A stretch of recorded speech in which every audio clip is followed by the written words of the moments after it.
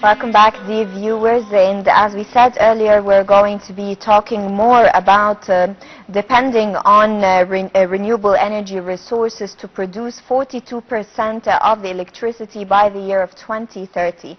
And to shed more light on this topic, we're most delighted to be joined over the phone by Mr. Abdul Latif Wahba, the ministerial journalist. Good morning. Good morning, Anne. Good morning to you. So talking about the renewable energy, first we need to know what is meant by renewable energy and what are the resources of the renewable energy. As you know that renewable energy like energy power from the sun, Yes. from Wind. the wind, and also there is a new movement depending upon green ammonia and hydrogen. Green hydrogen, yes. This is of course a new movement all over the world, not only in Egypt, as they are seeking for a clean energy. This is one. To support the climate crisis. Yeah. Yes. On the other hand, as you know that Egypt is going to implement a huge plan to depend upon the new energy or renewable energy, especially from the wind. Yes. And also the sun, solar power. This is, of course, is important for the Egyptian economy and for the Egyptian electricity power stations here in Egypt. It will decrease depending upon the traditional fuels of oil, and at the same time will cut the Egyptian imports of oil and so on. And as you know that the international companies working here in Egypt and investing in Egypt prefer the clean energy. This is the main basic element for the investment. And as you know that this is of course will elevate the burdens from the state budget. Okay, so how will the integration of solar and wind energy actually contribute to achieving 42% of electricity, of renewable electricity by the year of 2030? This is according to the cabinet and according to the directions or what President Abdul al-Sisi asked the government to go to new energy. And as you know that we implemented the most or the biggest portions of this plan to increase our productions of renewable energy.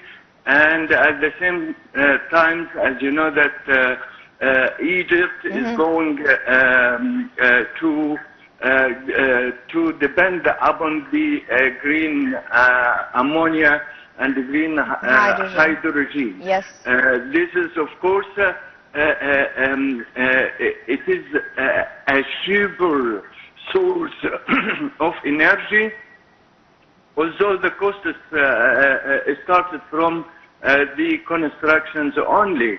And this, as you know, that we, according to the Egyptian cabinet, planned to increase depending up to increase to generate or depending upon the new energy by 42% by 2030. 30, yes.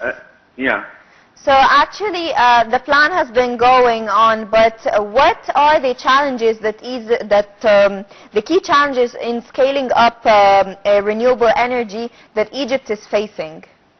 The main challenge is the fund, because funding, yes. As you know that establishing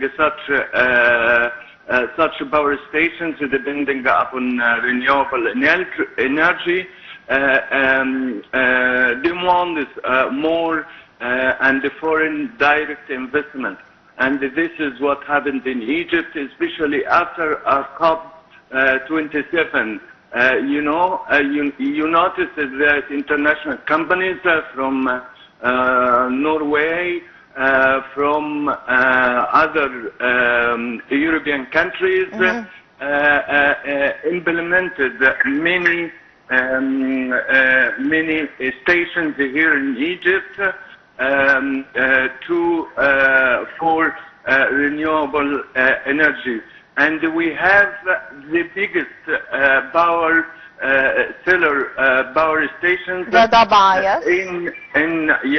and also in Aswan, Dimpan power stations. Yes. So Egypt is trying to exploit its natural resources in producing the renewable energy. So talking about the efforts, how do you evaluate Egypt's efforts to transfer to renewable energy? As you know that this is the main element for the Egyptian cabinet, especially as we mentioned that you will cut spending upon the power stations depending upon traditional fuels.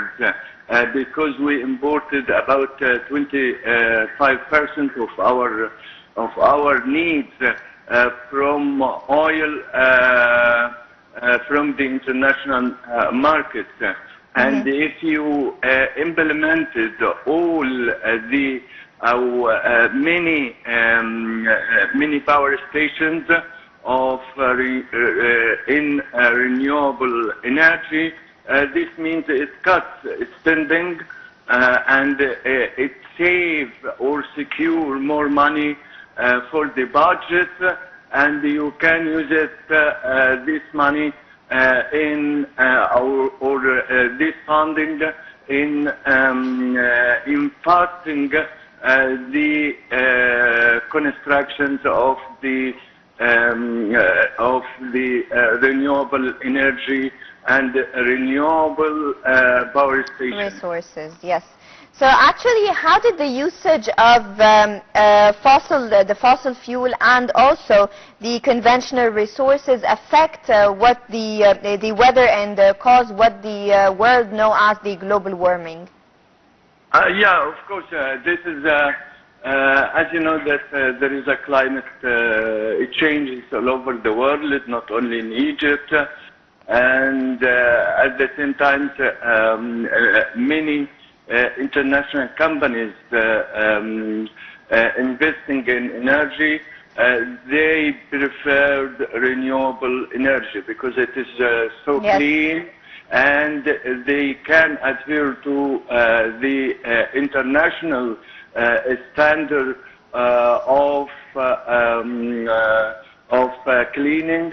And energy, also to overcome the pollutions of the traditional fuel. The climate crisis to meet the Egypt's vision of 2030. Mr. Abdul Latif, Wahba from Syrian journalist, thank you so much for giving us fruitful insights regarding this topic and the renewable energy resources and how Egypt is shifting to use it to produce electricity, 42% of its electricity by the year of 2030.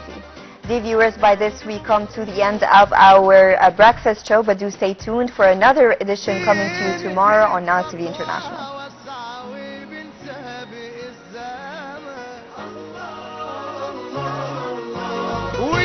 أحلى